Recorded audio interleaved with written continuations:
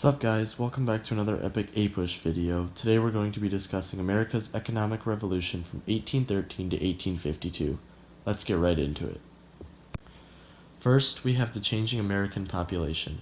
During this time, many citizens began moving to cities for three main reasons: more jobs, better public health, and easier transportation.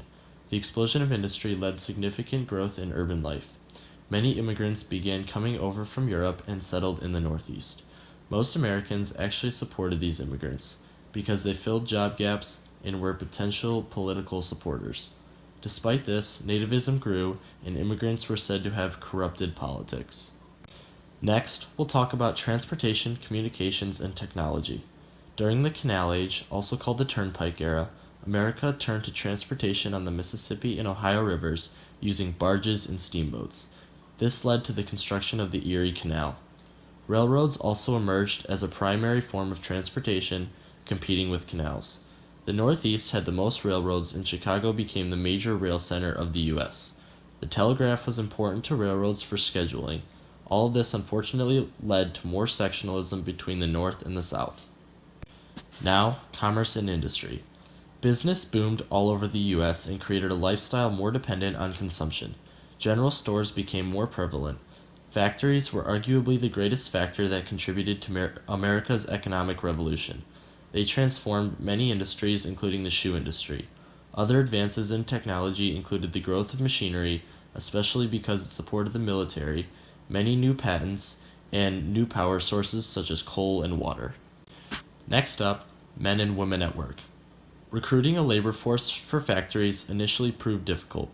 Two systems emerged from the recruitment process: a system of family workers, no matter their age, and the Lowell system. Conditions were absolutely horrible. Factories significantly hurt artisans. Free labor was a concept based on the idea that hard lives were led because they were solely personal lives, and that free people could change at will. Of industrial society. Society was still largely divided amongst the rich and the poor. Significant social mobility in the working class helped to quell any real dissent that may have arisen from the poor. Women felt largely isolated from the main society. They often formed clubs and other isolated social networks. Leisure activities became more commonplace. Many people began going on paid or unpaid vacations. Theater also began to grow. P.T. Barnum opened the first American museum in 1852, and about 20 years later, he launched his famous circus. People did not spend their free time playing pinball because the first pinball machines weren't invented until the mid-1900s. Lastly, the agricultural North. The Midwest was still dependent on agriculture culture.